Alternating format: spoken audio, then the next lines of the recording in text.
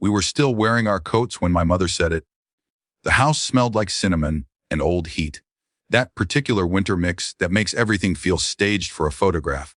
I had balanced a pie on my hip, my daughter's small fingers threaded through mine. I'd rehearsed nothing. I'd decided, on the drive over, that showing up was enough. My mother looked me up and down, a glance I'd known my whole life, and said, "Didn't expect you here." She didn't raise her voice. She didn't smile. It landed like an observation, not an accusation. The room kept moving around us. Someone laughed in the kitchen, someone called for foil, because that's how it always went.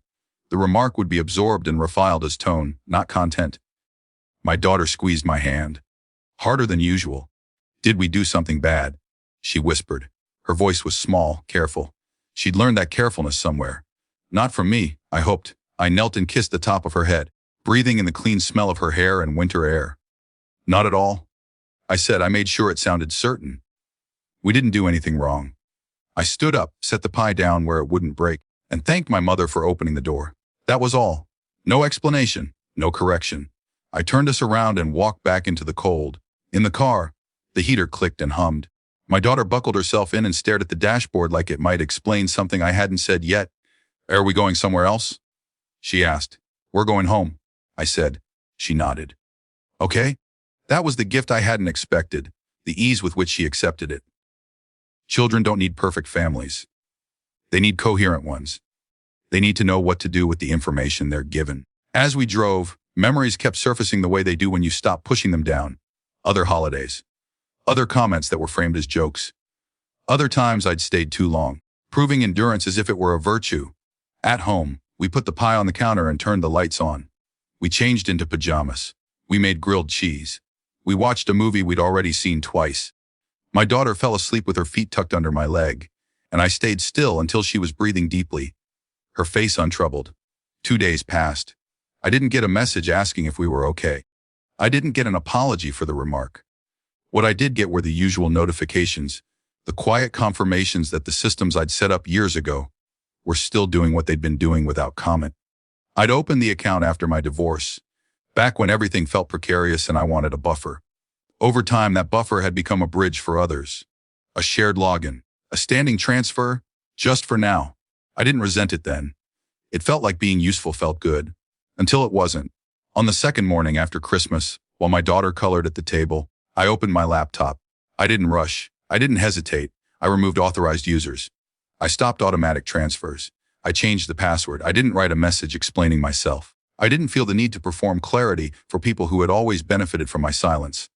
The bank sent its confirmations. Neutral.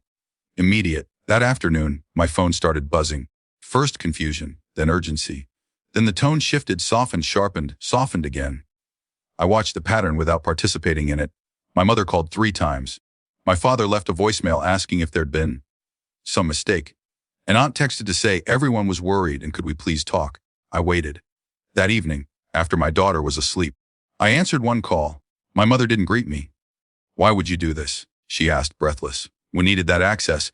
"I know," I said. There was a pause, the kind that expects elaboration. "I didn't give it." "You embarrassed us," she said, then corrected herself quickly. "I mean, you hurt us. On Christmas." I thought of my daughter's whisper, the way her hand had tightened. "Christmas was 2 days ago," I said. "The moment I'm responding to is still happening. You're overreacting." My mother said, the familiar refrain. "It was just a comment. I'm not reacting," I said. "I'm choosing." My father took the phone. His voice was measured, almost conciliatory. "We didn't mean to make you feel unwelcome." I closed my eyes. The old reflex stirred the urge to make it easier, to accept partial responsibility for their discomfort. I let it pass. "I'm not available for financial support right now," I said. "I'm focusing on my daughter." There it was, the line I hadn't known I needed until it existed. The pleading began after that. Apologies arrived in different costumes, confusion, nostalgia, urgency. Promises to be more careful, to do better, to watch their words. I didn't argue with any of it. I acknowledged what needed acknowledging and left the rest alone. I named the moment once, simply. "When you said you didn't expect us," my daughter thought she'd done something wrong. No defense. No addendum, silence followed. Then a softer message. Then another. The rhythm of dependence finding its voice.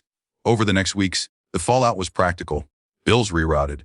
Accounts reorganized. The family adjusted to a version of me that wasn't buffering their needs.